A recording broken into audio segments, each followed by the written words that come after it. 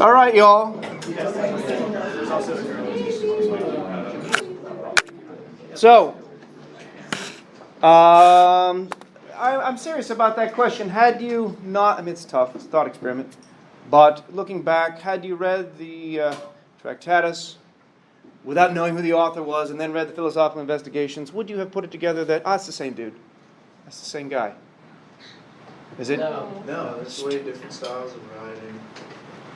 Different styles of writing. Content, philosophical viewpoint, largely different. There's some things that he maintains. He likes the idea of focusing on language. I mean, that's his focus throughout. He does agree. Last time, I think I got a little bit stuck in the weeds on the Tractatus, which is very easy to do. I know that there's a lot of people who take a class. They used to teach this in many schools. They would teach just this for the whole semester. And they would go line by, just like the Vienna Circle did. These are people who got together and said, let's work on this. For 2 years they did. 2 years. People like Mort Schlick, A.J. Ayer, actually he may have came in later, Rudolf Carnap, a couple of other folks, then W.V.O. Quine eventually. And even after 2 years of line-by-line working on this text, Wittgenstein comes out and says, no, you get it wrong. And Russell, my teacher, Bertrand Russell, thank you for writing the preface, but you totally got it wrong. You don't know what I'm trying to say. And by the way, that should be humbling. After you read just the few sections we had, and if it didn't make sense to you, that's okay. All you need to say is, you know what, Bertrand Russell didn't get it. So that's either a problem with all of us or problem with the way that Wittgenstein wrote it. That's ridiculous.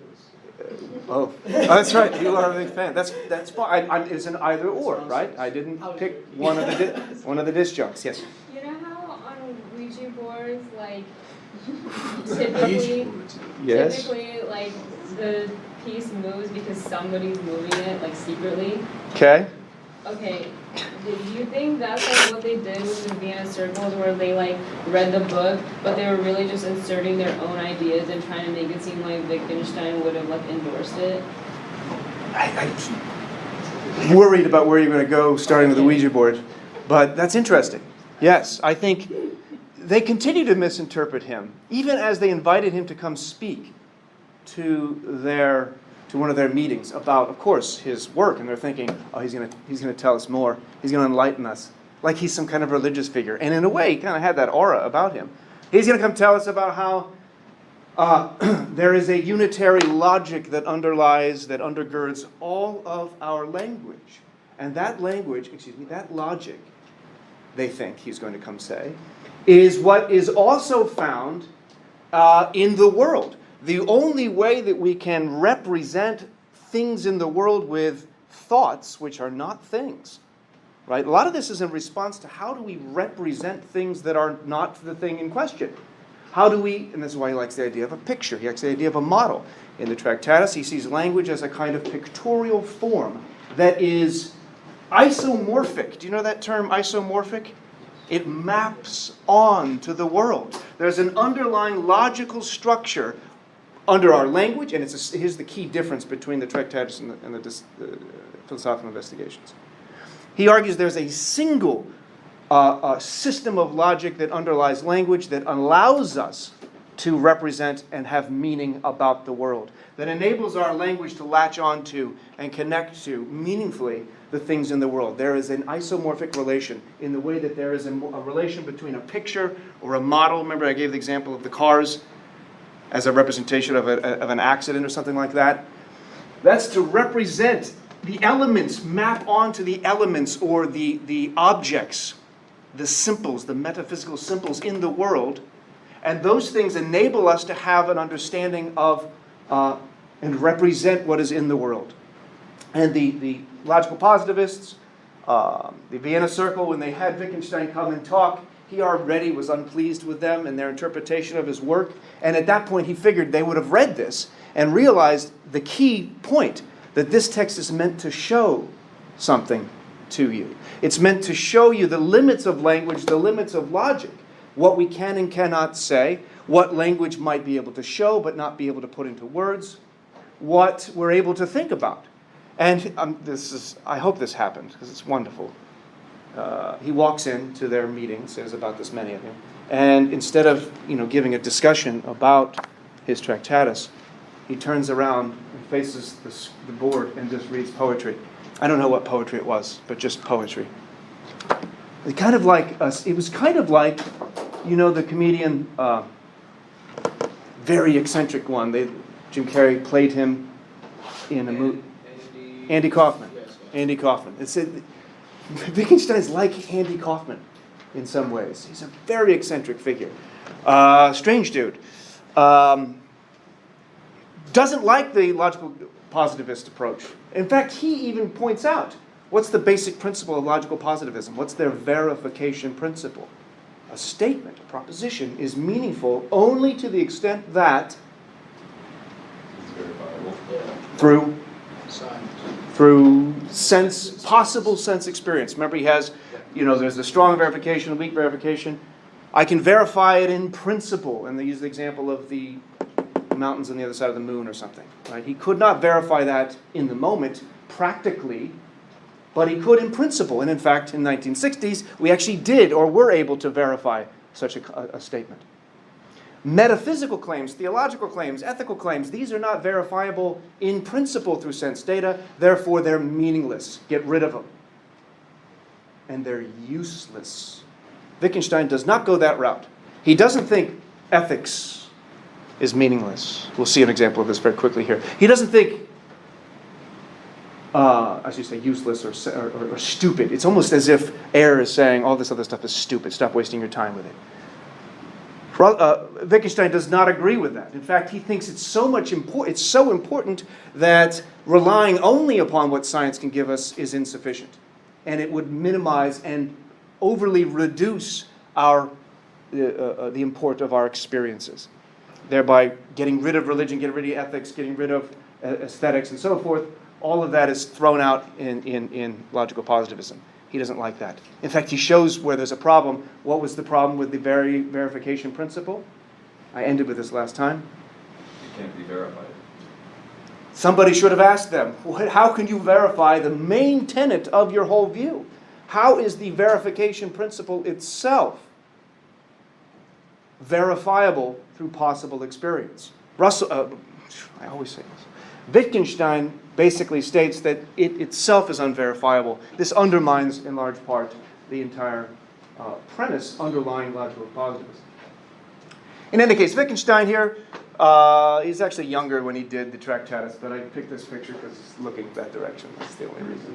There he is, a bit older. Remember the Tractatus he wrote about 1919? Well, 1918, Prisoner of War, got published 1921 or so. Then he had answered all the philosophical questions, he said. Right? That's in the preface of the text.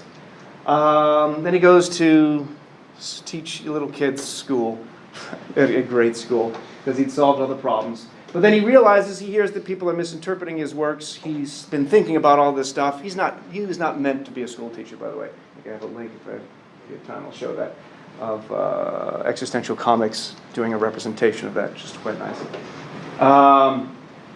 He was not good at that. He engaged in corporal punishment with grade school. Say again? Did you ruin children's lives? Are you asking or saying he did that? I'm asking. Maybe.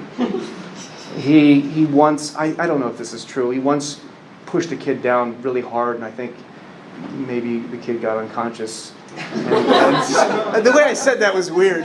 He got unconscious. No, Wittgenstein made him unconscious, and there was a lawsuit and a court case. I don't know all the details of that. Yeah, there's some problems with Wittgenstein. Actually, there it is.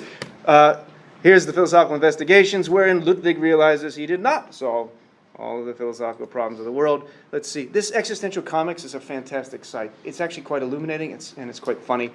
And here he is, Wittgenstein, teaching grade school. This looks like high school. It's time to learn our colors. This right here is blue, this is red, this is green, this is yellow.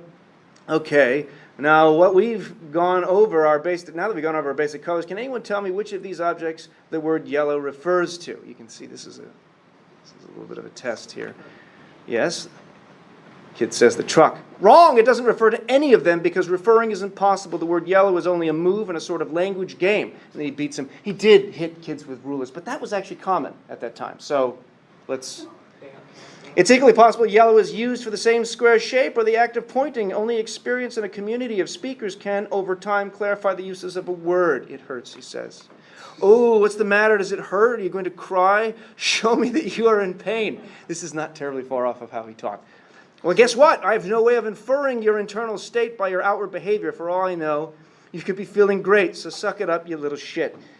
Okay, the color lesson is complete. Color lesson is complete. It's time to learn predicate logic. And I'll have you know, there is no crying in predicate logic. So I thought that was funny. But and it's how do I get out of this? Okay, sorry. The later Wittgenstein is responding to a lot of things, but a lot of it is responding to his earlier text. And there's a lot we could say about what he's responding to. He changes his conception of what philosophy is supposed to be.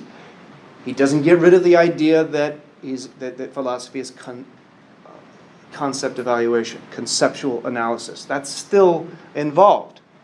But he broadens his scope. He gets, I don't want to say he finds religion, because that's not quite the context here. He'd always been somewhat mystical in this respect, and you see that at the end of the Tractatus anyway. But he looks at philosophy not just as conceptual analysis, but as a kind of therapy. We should look at particular questions as, what does he say, like the treatment of an illness. I don't know if that's quite right, but what are your thoughts on it? It's a good idea. I mean, What does it even mean to treat it like an illness? some perspectives of philosophy can induce a sense of perspective into others to make them not so depressed. Example, let's say you have extreme PTSD and Okay. all your brain... I'll give you a real example, my cousin. Okay. Extreme PTSD, deployed twice, special ops Marine, and one night, I'll just say this wholeheartedly, he experimented with LSD and started reading a lot of philosophical texts, and then he realized... Can I back up? Yes. He would not have read philosophy were it not for the LSD. He's read philosophy Okay. in the past, but he's Okay. a person that realizes you can know something without understanding it, and he wanted to understand why he felt the way he felt. Okay. And so I believe what he's trying to say here is that certain philosophical perspectives can induce a more positive, relatively, perspective for others, and that's how it can treat an illness, like let's say PTSD, like it did for my cousin. Yeah. Because of that, I'll just say the word trip, and that hour's worth of reading of different philosophical perspectives, he hasn't had what he calls a rage fit in 3 years. May I ask, what was the philosophy that he read? What did he read? He read multiple. He read, he was having like questions with God, so he read Baruch Spinoza, and he loved his idea. And he also read the same guy here, Ludwig Wittgenstein, and he also loved this idea as well of how philosophy can treat like certain kinds of illnesses and how language does limit how you can understand reality, because there were certain things he was thinking of that he couldn't put to words. Yeah. And then this idea kind of like made him realize, okay, I can't put that into words, and it's okay. There's no need to stress about it. That's interesting. There's no need to worry about it. That's just my perspective. Yeah, I don't know what Wittgenstein would say about that. We all, I think that's in line with the large sense of what he's using here, therapy in general. Yeah, go ahead. I kind of interpreted it kind of like literally, like philosophy is basically just the scientific method, and I think that I see. is, Yeah.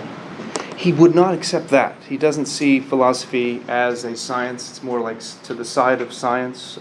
In some ways, and again, I think this is what he would carry over from the Tractatus. A lot of science is trying to get at the world. We have propositions in science that enable us to have facts about the world, and therefore they're meaningful, sensible propositions. But the interesting things of philosophy, like metaphysics, like ethics, like religion and so forth, theology, philosophy of religion and so forth, those are all extremely interesting things. But science, that's out of the realm of science. That's the wrong, even language game to be playing, if you want to jump. Not necessarily like use evidence from the real world, but the way that like you logically kind of think it through.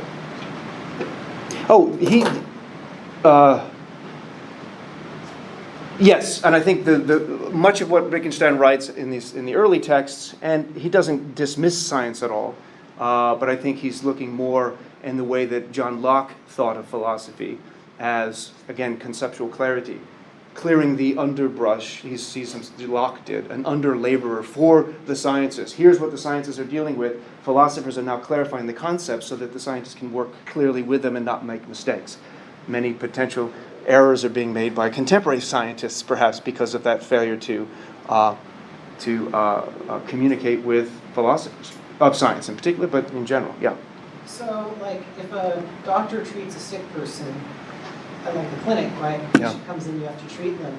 There's like a subjective and an objective component to that, because there's an objective component that's like, you know, you're not going to give medication to someone that's going to induce a seizure, right? You're not going to give the wrong medication to someone.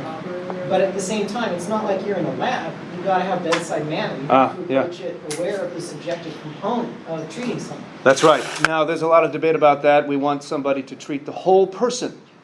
And sometimes we prefer that. And there's evidence that doctors who are more hands-on and are asking questions in general about the person's life, seeing them as a person, not as a patient, improves their outcomes, rather than a doctor that knows their stuff. In fact, there's debates about this. Do I want a doctor who really, really, really knows what they're talking about, knows their stuff cold, but is a bit of an asshole? It used to be the case that I'd rather that than somebody who's like, hey man, how you doing? Tell me about what's going on. Tell me about yourself. Tell me about your feelings or whatever. And there's actually an interesting point with respect to philosophy here. I was going to give a talk to the Neuro Club. Who's in the Neuro Club? Is it called the Neuro Club or just the Neuroscience Club? Anyone hearing that? Okay, it'll be next semester anyway. About the role, this will tie into Wittgenstein. What was it going to be called? Shoot. It's a good thing I'm not doing it this semester. I don't even remember the title. Something like How Substance Dualism Leads to the Stigmatization of Mental Illness. That's not the title, but it's something like that. Wittgenstein is concerned with looking at the world from a Cartesian perspective. The idea that we have a unique, solitary, individual perspective of the world, that we have a first-person perspective of the world that is incorrigible, infallible in certain cases, which we'll talk about later, but that we are a self that is a mind that is separate, solitary, and hidden from others. Why does this have anything to do with mental illness? Well, when we think about ourselves, we don't think of ourselves just as our bodies. In fact, we think as substance dualists. That is, a substance dualist thinks that there are minds, and that's what I am. That's who I am. I am a mind.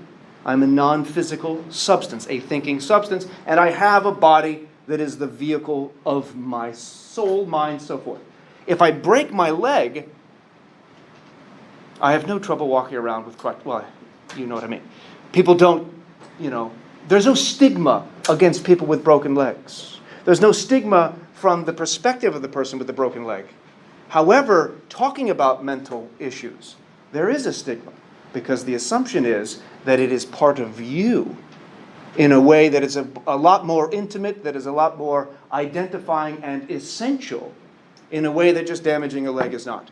And there's the assumption that you have control over that, you, the thinking self, and are responsible for it.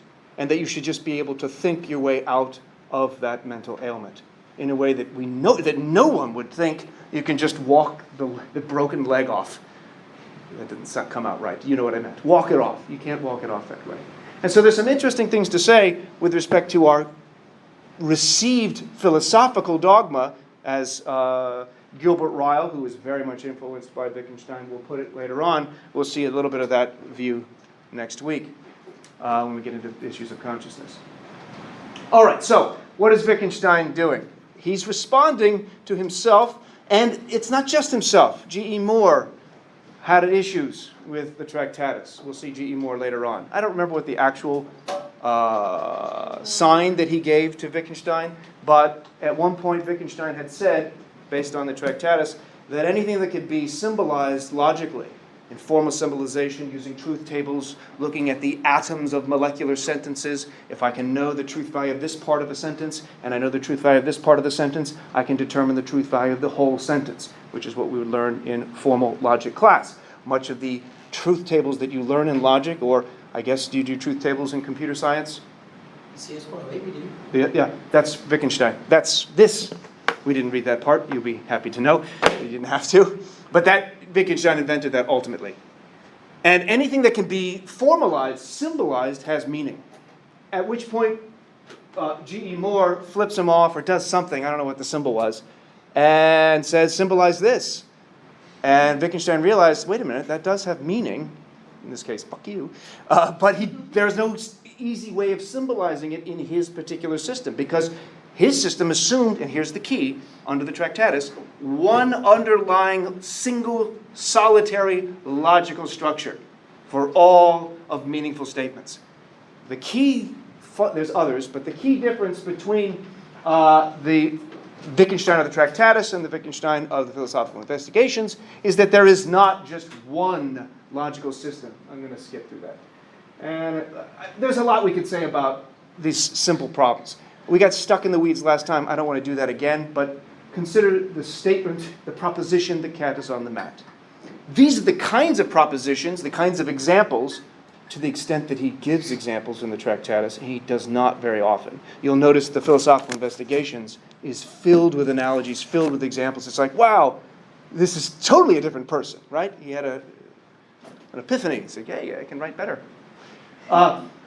The cat is on the mat is problematic, believe it or not, because for Wittgenstein, at least on one interpretation of his conception of a name referencing an object, the name is supposed to be a linguistic simple, unanalyzable, and it stands for or names or refers to an unanalyzable simple in the world, a thing, an object. But he will also talk about, for instance, cats. I don't think he uses a table or something in his example. I just happen to have a picture of my cat, Chloe, so I'll use this. She's on the mat. Cat is not simple. Cat is made up of what?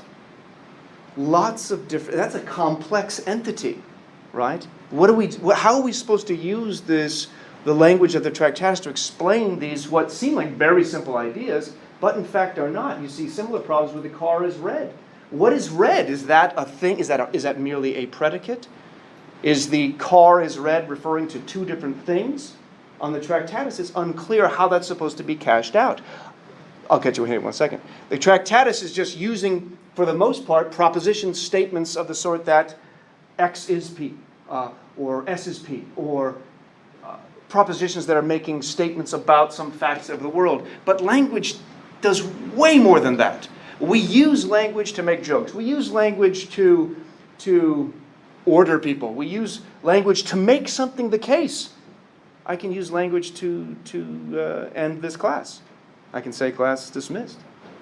I'm not saying that, but I could. Yeah, it'd be too soon. Don't clap in. You couldn't do that, by the way. That's an interesting thing that he doesn't get much into, but you can't say class dismissed and make it the case.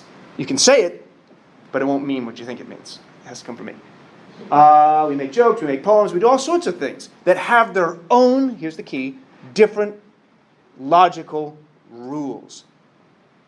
There's not one set of logical rules underlying language. There are many. Let me get your question before I say any more about this. Go ahead. So, like, the question to the cat is on the map would be, what is the cat? There's a number of questions. Because how does a purely logical structure, as per the Tractatus, explain things like relations? He wants to talk about the totality of the world as our facts. Facts are not really tangible things. They're kind of relational. And it's hard to explain that on a singular logical grounding for the entire system. I don't want to get too much into that. It gets into the weeds. I want to focus on his, I almost said revelation. That's not the right word. His arguments in the Philosophical Investigations, which, again, he's not prone to putting it in standard logical form. He doesn't give us the typical treatise in which here are the claims and here are my premises supporting them in this particular case. He gives a lot of examples, however, which should be helpful. So, what does he mean by nonsense? We tried to clarify that to show that it's not that terrible of a thing to say for him, that he really does take this as important. To say that genocide is wrong is nonsense, but he realizes that surely there's some element of fact to it. moral claims are not just totally extra reality. It's not that we can't meaningfully speak about them. In fact, moral claims are comprised of all sorts of factual claims. I mean, what constitutes genocide? That implies certain facts about the world. They can't be totally dismissed, even on the language of the Tractatus.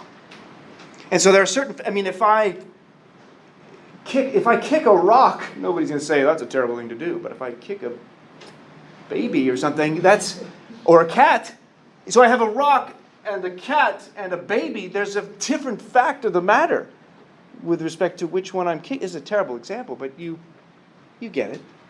There's certain facts of the matter that matter. Or if it's like a rock on like indigenous land. Yes, you always hear about these. It's always teenagers. It's always boys, I think, that go out and destroy monuments. 40,000-year-old monument or whatever in the desert has been destroyed again. Why kids do that? But yeah, that would be an interesting question. What moral concern do we have toward objects, toward things, or toward the environment? Interestingly, that's a question that'll come up perhaps Friday. Why do I have an immoral obligation to the environment? It's a thing. Yeah, but it's fine right now. You're talking about you're talking about my children's children, right? They don't exist yet. Why do I have a moral obligation to them? Anyway, I'm just playing the devil's advocate. Thank you. Wait, I mean, what? All right. So, what is Wittgenstein's? This is typically roughly 1929, 1951. The later Wittgenstein, that's 1929 when he got back into college.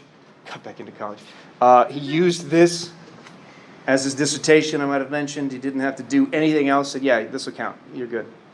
G.E. Moore was one of the central figures that brought him in. At Cambridge, I think it was. So what is it to understand language? Where do we get meaning? Meaning is not reliant upon some kind of undergirding conditions of logic. It's not merely a process in the mind, nor is it merely the truth conditions of picturing propositions. In fact, what he wants to focus on is that we have meaning, we have understanding, because, I'll leave that up for a second, although you will have access to these slides. I think I haven't. I just put them up, so let me make sure that I get that for you. I don't think did I put it up there? I don't think they're I on. did. Nope, I forgot a button. Sorry. Okay, here it is. So there's the philosophical investigation. So, how is it that language works? How is it that it connects us to the world? Go back to this conception of Cartesian perspective, of there being the individual who has these private thoughts. The assumption is that thoughts are my own, my sensations are my own, they're private, there's a processes that are going on in the mind. He wants to compare this to saying that no, language isn't something that we come to understand by means of mere propositional logical connectedness or some pictorial underlying form that's related to language in the world. Instead, language provides us with a kind of, it is an ability to use language, to have meaning at all, is like succeeding in a game. You know, in fact, call them language games. And it's like how to play chess. And he asks certain questions, you know, where is it that I learn how to play? Where in Milo, that's my son Milo, does he know how to play chess? And is the knowledge like present in his mind as he's playing it? When does he know how to play chess? Is it all the time? What does it mean? In other words, what does it mean to be able to follow a rule? Because that's what language is for Russell, good Lord, for Wittgenstein. It is rule following. And are you able to follow rules by yourself? Actually, that's what he opens up with in the Philosophical Investigations on section 199. And I did remind you that there wasn't page numbers, but it was sections. Hopefully that came clear. He says this on 199. Ist was wir einer Roget folgen, nennen etwas, is what we, there's German on the other side of this one, just if you want that for fun, is what we call obeying a rule something that it would be possible for only one man to do, and to do only once in his life? He has a lot of questions like this that are kind of like riddles, aphorisms. They're like Buddhist, or the koans, cones. They're, what is a, what is the sound of one hand clapping? What did your face look like before you were born? These are Buddhist meditative kinds of questions that don't have a logical answer to them. And if you tried to give a logical answer to your Buddhist instructor, you could be beaten. To tie back to Wittgenstein's methods of teaching, you could just be hit in the face. Right? What does your face look like before you were born? Oh, I didn't have a face before I was born. Boom! Hit right in the face. Because you're trying to give a logical answer. To Wittgenstein's credit, he is going to give us logical answers. Let me go back to the question. Can you obey a rule just once? He says this, of course, is a note on the grammar of the expression to obey a rule. He'll equate grammar and logic, those two terms undergirding this text. Those two, the grammar or the logic of a language. But it's not a logic, it is the logics of language games. All of this in the plural. Yes? Would you say that Wittgenstein went from being more analytic to being more continental? Wittgenstein is both. He's one of those that straddles, it seems, the divides between continental and analytic. So the analytic tradition, of course, lauds him and appeals to him. But you'll find that so too do many of the continental philosophers. So in that way, that's an impressive feat. He's kind of like Kant in that respect. Continental. No Kant jokes. Absolutely. I don't know if I mentioned that. If you don't know me, no Kant jokes. Okay? So that wasn't a joke. Not intended. Pun not intended. I mean that. Continental. Yeah, I just meant continental, not continental. Okay? Anyway, continental philosophers and analytic philosophers will both owe a lineage to Kant, and I think they could say the same thing of Wittgenstein. That's one of the reasons why he's such a towering figure of the 20th century, and I think that's accurate. The Tractatus is a textbook case of analytic philosophy, analytic decomposition, not in the biological sense, but in the analytic sense, analyzing, reducing down to component constituents, and we'll see an example of this next week with Patricia Churchland, who gives a reductionist view on something that seems to be the most fundamental and important, you might say, aspect of the mind, at least for much of the later part of the 20th century, and that is consciousness. For Russell, you recall, it was belief. Starting around the 1990s, we see consciousness become prevalent again. And we'll see a little bit of Wittgenstein leading into that discussion as well. All right, so let me wrap this up. It is not possible.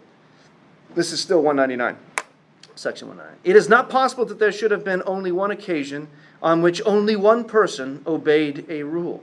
It is not possible that there should have been only one occasion on which a report was made, an order given or understood, and so on.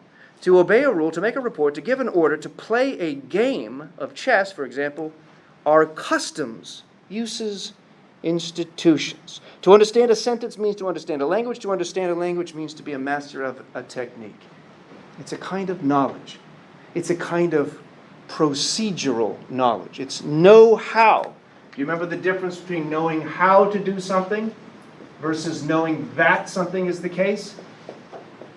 I know that P, whatever P stands for, proposition, is different than procedural. Language, and the capacity to use it, is a kind of procedural knowledge. At least that's one way of interpreting what he's just saying here. But I want to stop there for a minute. Do you agree with him? Can you obey a rule in solitude? What does it mean to obey a rule? This is fundamental. It may not seem terribly fundamental. What does it mean to obey a rule? Because understanding a language is just understanding the rules undergirding a particular language game. Can you do so alone? Can you do so only once? Yeah? I honestly just still don't understand what he's trying to say. I don't know if I'm being an airhead, but No, I just still no. don't understand. That's totally fine. That's totally fine. Don't use. You mean air head? Airhead, like air. Like logical positivist head guy? Sure. AJ Airhead. It's Oh, actually an so, airhead. so pun intended. Good. Exactly. Yeah. I'll try to explain. Go ahead. Like, I'm not trying to explain anything. Okay, you know how like in music, like for there to be music, there has to be like a sound and silence and it has to be organized. Yeah. So you could just do music without any of the notes and just have a rhythm. And would that be like one rule? Without the notes. So one note. Sounds like something It's one component John of Cage would do. something, Make it what it is. Because one component of music is the beat. Yeah. One component of the music is the instrumentals. One component can be lyrical. Is one component still deemed it music? If that's what you were trying to say. Okay. So it gets complex. See, I think John Cage actually did something like, John Cage? He's kind of an experimental musician. He did something where the song was just mostly silence. What? 4:40. Yeah, what is it? 4 minutes and 33 seconds of silence, right? Yeah. Yeah, Okay. but it's like written out Yeah. as sheet music. And what does it look like? There all are just like rests. instructions, and everything, but the whole purpose of it is to like experience the environment of the theater. And it's not just silence. There's a statement to it. To most It's people, like, it's just yeah, it's like the silence. sound that people make while they're listening to something. Okay. It reminds me of a little bit of The Fountain, the artistic installation by Duchamp, yeah. Is that like The urinal. He says, "This is art. I call it the fountain." And yeah, good. Let's put that in our gallery. Nobody pee in it. This is art. You got know what I'm talking about? I'm not equating the two, but it seems that we can only accept that because of accepting certain rules of what, in this case, the game of music is. He's only able to do that because he's playing within, and in some cases responding to and arguing against and testing the boundaries. If he totally went outside, that's pretty damn close to totally going outside of the bounds of music. By writing sheet music, I have to see this. What is on the page? I feel like it's Silence. Like a bunch No of so- rests. That makes sense. Rest means no noise. Well, no, And there's it's- also like written instruction. I think there's like movements the person's supposed to make, like Oh. Brussels. That's different. Okay. This is fascinating. I bet there's a video of this. There's not audio of it, though. Yeah, On YouTube, Oh, son of a it's bitch. just, it's just sound. You know what? We can play it right now. Do it. I mean, I am. I was. You interrupted. Well, anyway, I think this is important. I think it's important. Using sentences is comparable to making moves in a chess game. You can think of that with respect to any kind of language. And I think music constitutes a form of language, certainly. In fact, he even talks about that at one point. He was a musician, too. He was able to whistle entire compositions from memory. He used to work a lot. He played a lot. He's a very versatile, interesting fellow, was this Wittgenstein. There's Milo having figured out the rules of the game. I mean, where do the rules come from? Who comes up with these rules? Aren't they somewhat arbitrary? Who knows how to play chess? Wow, awesome. Why can't the rook go diagonal? That's not the way it is. That's not how the rules were founded, bro. That's what I said to my son. I didn't call him bro. But yes. And we can change rules. We do, like in soccer. How many watch soccer? Remember 1994 World Cup when it was in the U.S.? Yeah, we were all there for it. Is that a dig at my age? That's the second dig today about my age. I was like 2, okay? I was like 2 years old in 94. Anyway, the World Cup was in the United States. And, U.S., we need scoring. We need scores of like 115, 120, whatever. We're not happy if it's 1-0. That's crap. That's not a good game. So what did the U.S. do? We'll hold the World Cup here, but we need to change some of the rules. We want the goals to be bigger. He actually said this. That rule did not get changed, by the way. They did not change the size of the goal. They got a ball that was more aerodynamic. I don't know what they did. They somehow changed the ball. They got new shoes. They devised new shoes that were more effective at kicking the ball. They tried to lobby to get commercial breaks like they do in every other damn sport, except soccer. Why are there no commercial breaks in soccer? Because it would ruin the damn game. Doesn't matter. Americans wanted to do it. It didn't work, thankfully. You watch a whole game without commercials. It's just that there are banners all over the place. But the rules do change. In football, rules have changed, right? There's certain things that you can't do anymore with respect to attacking. Yeah, you're attacking. Excessive celebration. Oh, there's that one. Yeah, I guess can't do that. They used to be able to do all sorts of. People would watch it just to see how they respond. Super like regulated. They changed it like 5 times. So now you score a touchdown, you got to say. Americans did that with rugby too. It was sad. Yeah, we changed the name. I've seen rugby. I don't know what's going on. I've seen cricket. I couldn't tell you if they've broken the rules. But there's supposed to be no timeouts, and there are timeouts. There's supposed to be no fighting penalties. Now there's fighting penalties. It's supposed to be. So the rules change. Yeah. That's the key. Now, how is it that we come to acquire these rules? And how is it that we come to learn them and live by them appropriately? Do you learn rules? Do you learn them independently? Do you learn, let's just use the analogy of the meanings of terms, singly, one at a time? How do you learn words? They're told to you. And so you can learn one. What was your first word? I don't think you want to know that. We're adults. Shit. That was your very first word that you learned? Yeah, I'm not lying. That's what my mom says to me all the time and laughs about it too. It is funny.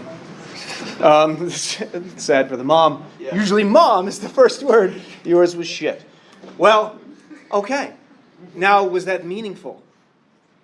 Do you have an understanding of words one at a time? Does anyone have an understanding of one word at a time? Can you even have one belief at a particular time? Do you see what I'm saying? How do you acquire these things? Is it one at a time? Is it built up successively? Right? Now I know this word, now I can build on it and know this other word. Let me get hand at the back and then here. There was actually on that some the situation where this young girl was kind of like was kept inside in a closet for past, I think it was 7 to 8. I think she was finally found at 9 or 10, but didn't actually get to really introduce the word until 13. But because of that, she had missed a massive period in her life where like language is able to be learned. So she actually did learn one word at a time. There was a point in time where she only knew one word. That's interesting. She wasn't able to properly. Who said that she only knew one word? It was according to like, at one time there was a whole video about her. I'd like to see that. No idea what her name is right Jeannie. now. Jeannie, okay. What does it mean to know one word? I'm going to push back on Wittgensteinian grounds. She had to learn one word at a time. What does it mean to know one word? Let's look at it abstractly. To know mom, to know shit. If I know what shit means, what does it mean to know what it means? Don't I have to? Communicate it to other people that that's what you're thinking. Doesn't that require knowing more than just that one word? In order to understand anything, I have to have it within a system of other rules and connectivity. Otherwise, one word has no meaning. I can't just say shit, shit, shit, shit, shit, and then know what shit is.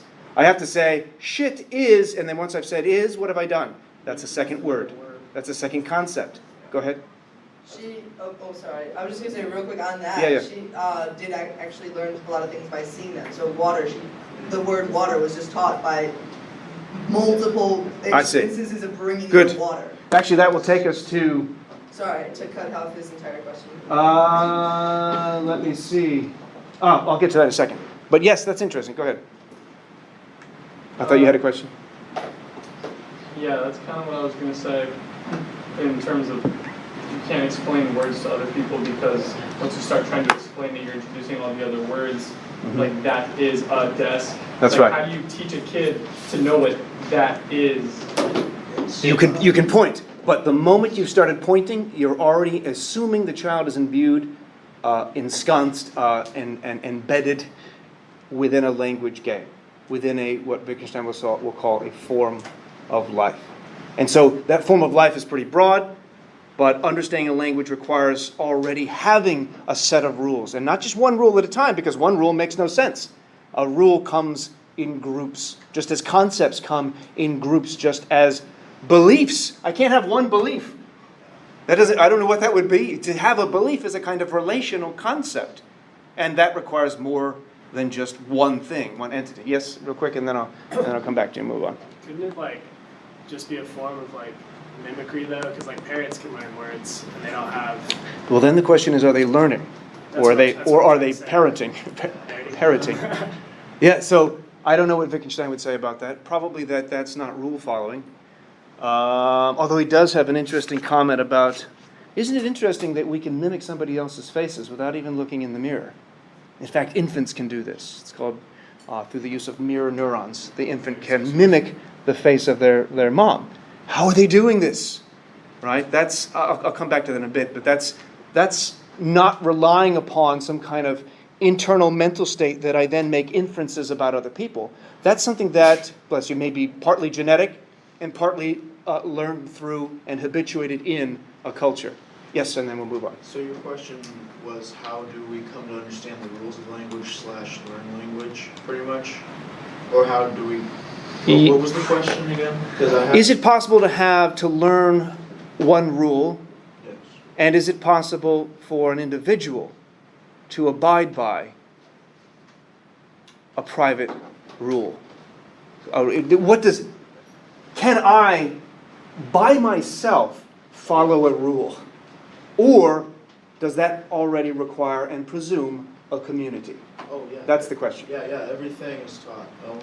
The fact that when you're a baby, you don't know you're hungry until you start feeding for the first time. You just start crying until the satisfaction starts coming to you. Or let's say you're a teenager and you're starting to just start feeling symptoms of depression, let's say for whatever reason. You don't know how to describe depression. It's almost the same thing as that. It's through experience and kind of being told what that experience is that you come to learn that rule. So you can compare that with children.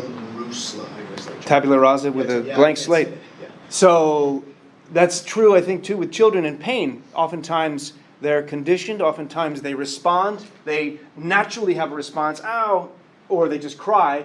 And then they learn through habitation, through training, we use the word training a lot, to apply words that are expressions of those. They don't mean these things. They are using words as expressions of natural representations of pain. Real quick.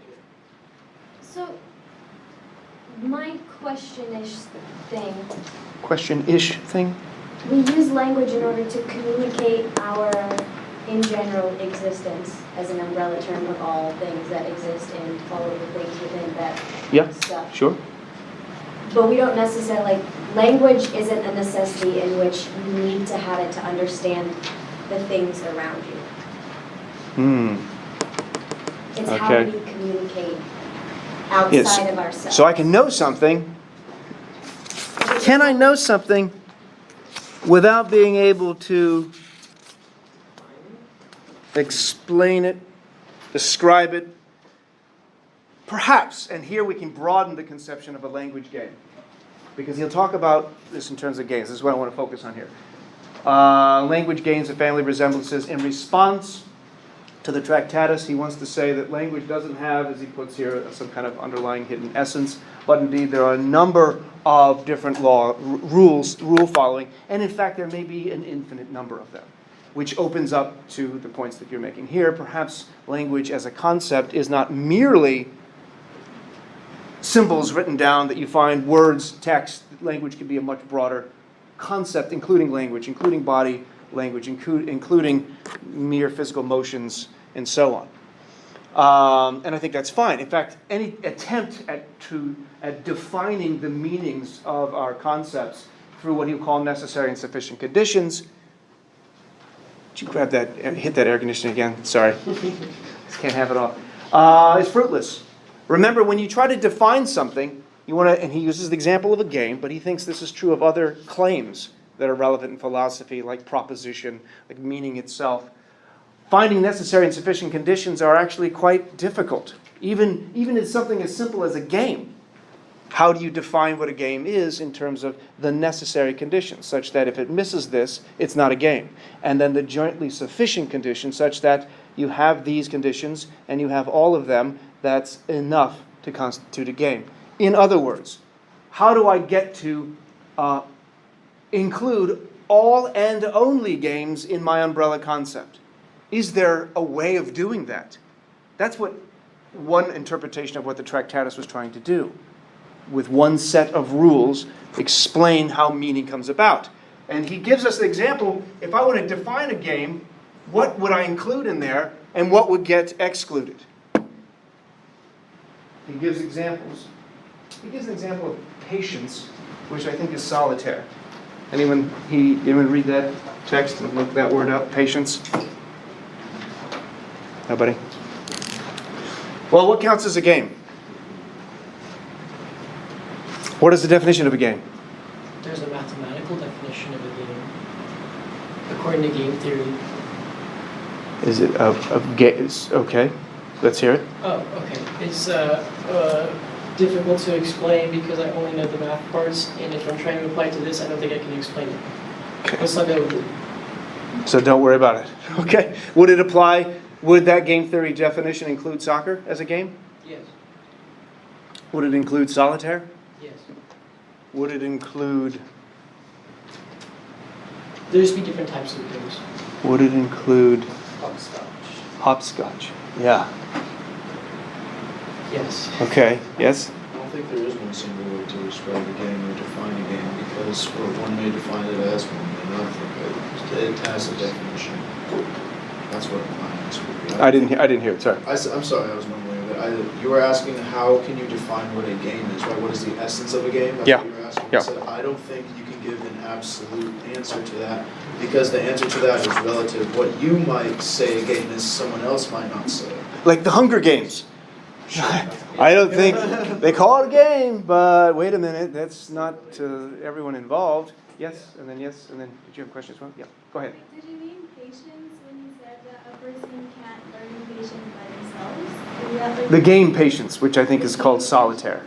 I think it is that. Is that what you were saying? He references the game Patience. You can't learn it by yourself? Like, What would it mean to know the rules of a game that no one else but you play? so it's a Private game. You're saying it's like Do you have? language? Yes. What does it mean to have a private language? You may, just to jump ahead here, have, when you were younger, had siblings and you came up with your own private, secret language, where just you and her or whatever knew it, so your parents didn't know what you were talking about. But they could figure it out. And you could figure it out. That's the key. It's translatable. If it's truly a private language, it's not translatable. If my sensations, my mental states are truly private, then they're not translatable. What Wittgenstein wants to say is, they are translatable. And they're only meaningful to the extent that you're following rules. And you can only follow rules to the extent that you're part of a form of life, community, what have you, of other rule followers. I'll say more about that in a moment. Yes? Yeah, for defining a game. Yes. The game has rules and the game has the goal or goals. The two inherent. There have to be goals. A goal of some sort, like the hopscotch you're trying to get to the end of it or whatever, and other games you're trying to get to the most point. There's always a inherent goal or goals, and then there's always rules that you play by. And that basically covers any variation of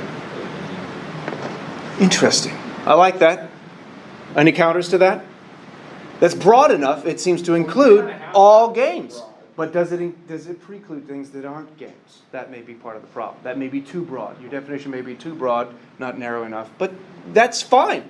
Wittgenstein is aware of that and says, look, there are things that we can look at in terms of family resemblances. I don't look like my mom exactly. I don't look like my dad exactly. I don't look like my sister exactly, and so forth. But there's a family resemblance. This method, this approach at defining things is a lot more open to variation, and he is open to variation when it comes to language. And this is a fun little example. I don't think this little site here was trying to reference Wittgenstein, but it sure, has anyone seen this before? What makes soup soup? It's similar to the question that we're asking now. And Wittgenstein would say to this guy, well, there's a family resemblance. There is not a necessary and sufficient conditions for the definition, even of something like soup. Let's just see. Thinking these thoughts for a while now. Every day tormented by these questions rolling round my head. Tommy, you alright? What makes soup soup? What? What makes soup soup? You know what soup is. Eat your soup. Why isn't ketchup soup? Because ketchup is sauce. Soup has to have stock. Then why isn't gravy soup? When does sauce become soup? When does a juice become a sauce? I know there's a line. I've just got to find it.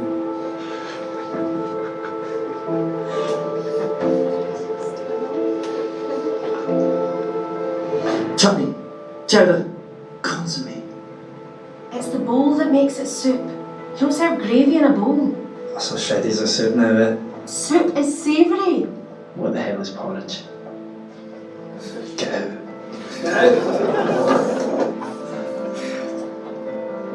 Right, Tommy, this is ridiculous. It has to stop. We know what soup is. But how do we know? It's like there's some inherent ability within everyone to tell what is and isn't soup, but there's no rules. There are rules. It has to be served warm. Gazpacho. You're tearing this family apart. You're the food standards authority. You should know this better than anyone. You're stirring the wrong pot. I've got it. I've got it.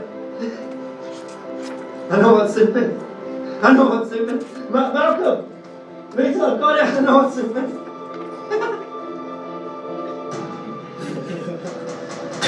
Okay, so sad ending there. Okay, how do I get out of this? So there isn't an obvious answer to that. Maybe you have your own. We're not going to deal with that now. But he wants to say, what? Yes, but there have to be rules. There are certain rules to our conception of. Oh, here, by the way, is one attempt that I liked. I don't know if it's good. What is a game? It's the voluntary attempt to overcome unnecessary obstacles. Really broad. Again, it's similar to your definition earlier, I think, in the sense that it's broad. Maybe it's too broad. But if it's a necessary obstacle, it's no longer a game. Like the Hunger Games, that's inappropriately titled, perhaps, because you have to.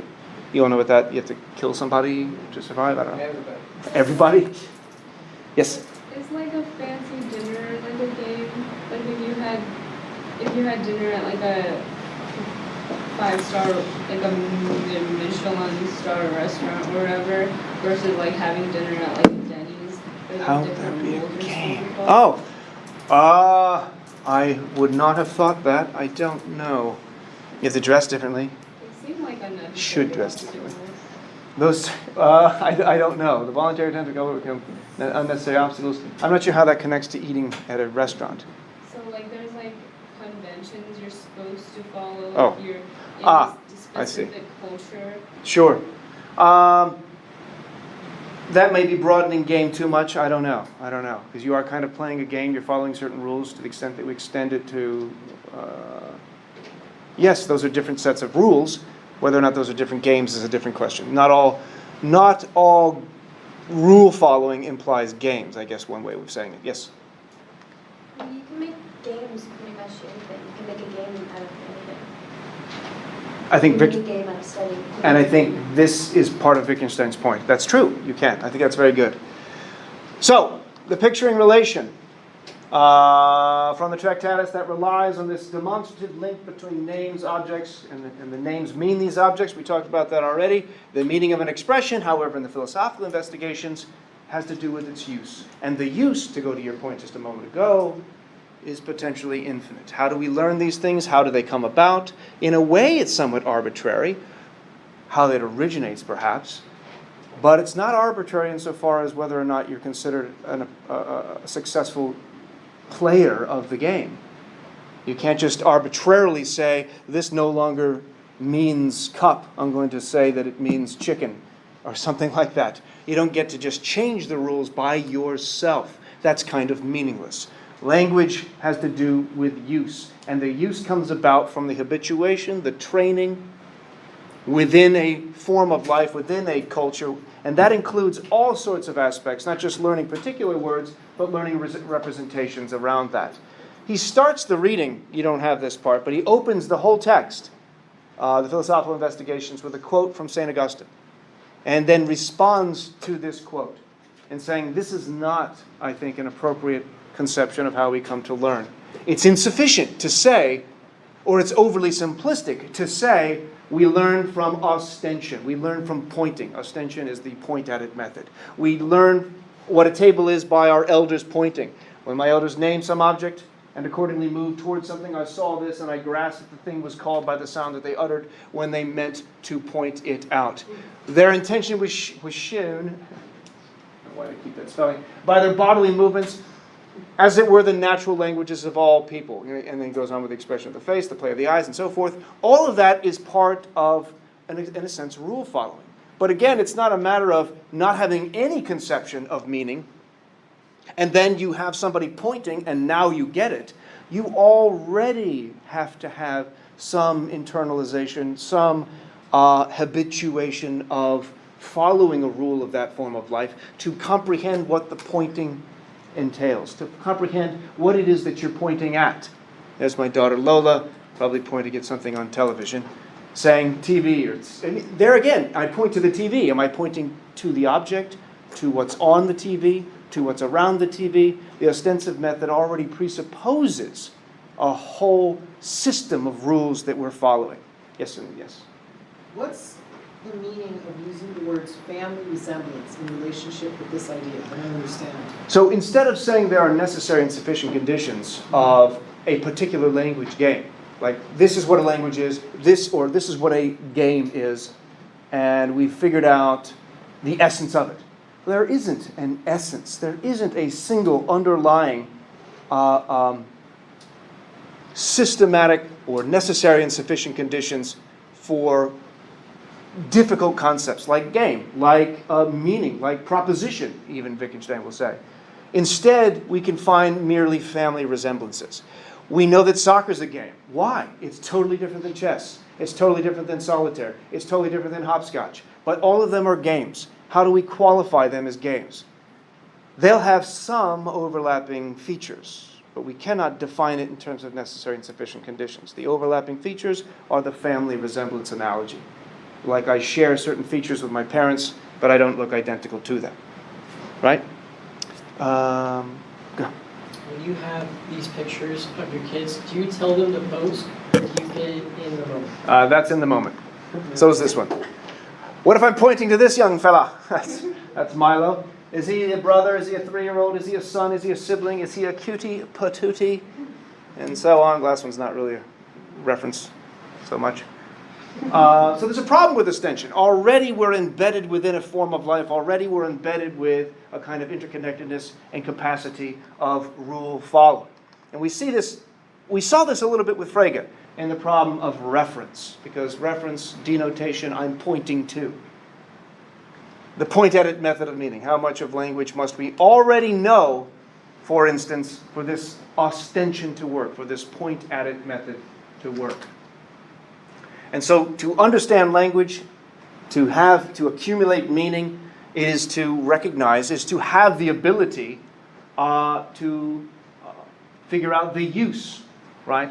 Which we already have embedded. There's a few things I'm going to skip here. And here I want to get into the philosophy of mind.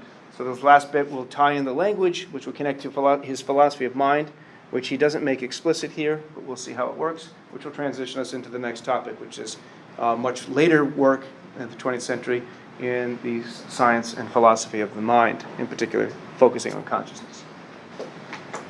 So, meaning as use, what does that mean? Well, it has to be public, it has to be social, which leads to the conclusion there can be no private language. That fact has some very interesting implications with respect to the typical views of mind, at least leading up to the 1950s. The assumption was that there is a mind and it's private, and then there's the body that is the mere vehicle of the mind.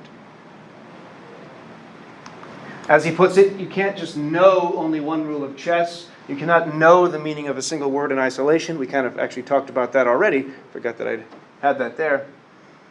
These things come together in collective, so to speak. They happen organically, if that's the right word. I'm not sure that's the one I want to use here. But it's social, it's public. It can't be done in private. And related to this gets us, somebody wanted to talk about the problem of other minds last time.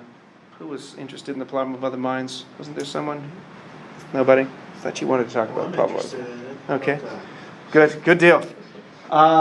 This was the title of a paper I wrote when I was in undergrad. I have no idea where the paper is. I just remember the title. And that's about 90%. Just for reference, when you're writing your papers, come up with a cool title. That's like 80% of your grade. Cool title. That's a good title. Wittgenstein's invasion of the solipsist's privacy. The solipsist is somebody who says, I can only know the contents of my own mind. I cannot know for sure if they're what is external to my mind, what I'm perceiving is actually there. I only have certain indubitable knowledge of my own mind. That means I might possibly be a solitary individual who's able to meaningfully talk to myself. This poses some problems. The idea that I can come to understand language, like a private language, that I can have private sensation talk without the need of external sources for confirmation, as if I can just know whether or not I'm following a rule. What would I use? What would I appeal to confirm whether I'm following a particular rule or not following a rule if I'm in total isolation? To rely upon only myself to establish whether I followed a rule would be like, as he puts it, learning something in the newspaper and to confirm, in this case, Trump wins in a landslide. Is that true? I can't believe it. So I get another copy of the New York Times and I say, yes, it's true. Trying to confirm that I have followed a rule in isolation by myself is analogous to confirming what I read in the newspaper by getting another copy of the same newspaper. Do you see what I mean? I need to be able to get a copy from, what is this, the New York Times, from the Boston Herald or whatever. I have to get some other source. I cannot confirm, as he puts it, if the mental image of a timetable could not itself be tested for correctness, how could it confirm the correctness of the first memory? As if someone were to buy several copies of the morning paper to assure himself that what was said in it was true. Which takes us to this question of pain. Here's Ronaldo falling down, clearly in pain. Then he's looking up to see if he's being perceived by the referee, and now he's back in pain again. You all familiar with Ronaldo? He's prone to be prone. Prone means lying down. When he gets fouled, he tends to, what do they call that? Flop, which ruins the game. It upsets me to no end. But does it look as if he's in pain? How do we know he's in pain? How do pain states work? Are pain states private? Yes? Put ourselves in the situation he would be in and see if that would hurt us. By analogy, that's how we have typically argued the case. Wittgenstein finds that to be problematic because the inference can be too easily mistaken. It isn't that we make analogy by looking at ourselves and putting ourselves in his position, although there's some interesting contemporary neurophysiological arguments that do that. When I see somebody else in pain, the neurons in my brain activate as if it's me in pain, and I almost feel it. That's actually a view that Wittgenstein might like when he says, no, we know about other minds. We know about the internal mental states of others because we can see it on their faces. And he's aware, yes, of course, he could be behaving as if he were injured. And at one point, Wittgenstein himself says, lying is another game that requires habituation and training. This doesn't refute his notion that we see pain in the expression of others, bless you. That we recognize the consciousness in the perception of others without having to make inferences. We just see it. That was a question I don't want to miss. Yeah? I was going to say, little kids, like babies, when they walk around, they'll get hurt, but if you ignore it, then they don't recognize their own pain.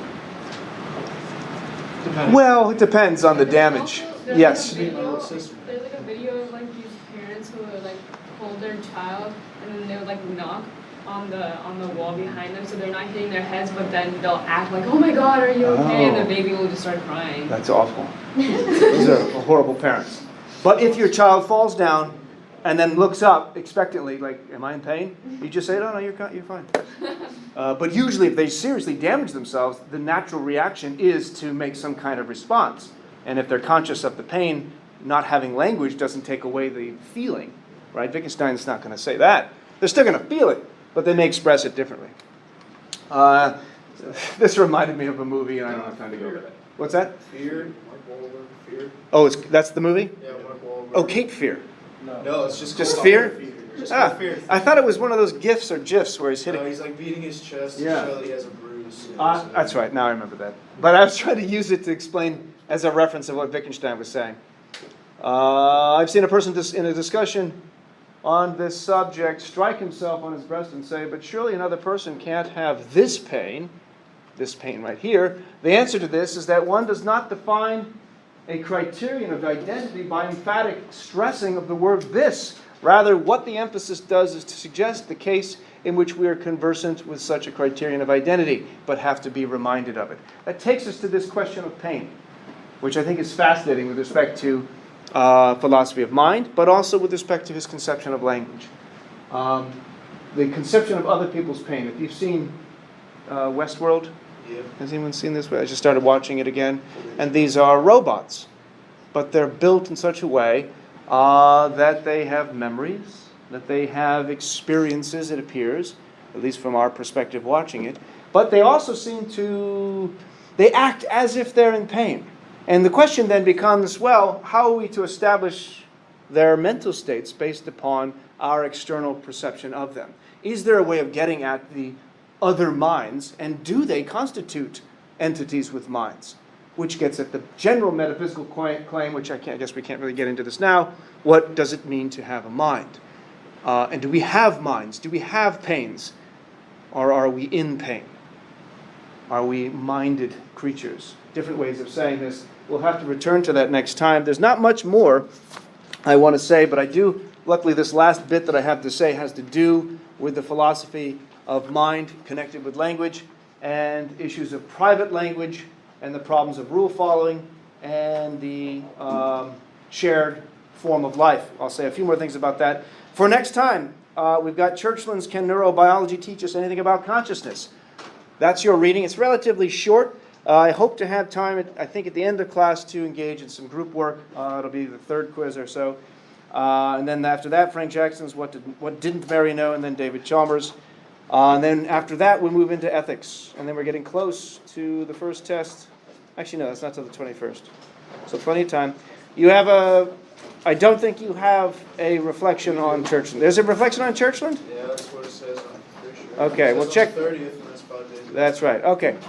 So do that, and we'll wrap up Wittgenstein next time. Take care. Have a great day. Hey, Chris. Yeah? Is that, oh, yeah. Yeah. What is your... Did Ludwig Wittgenstein ever talk about the idea of creating a universal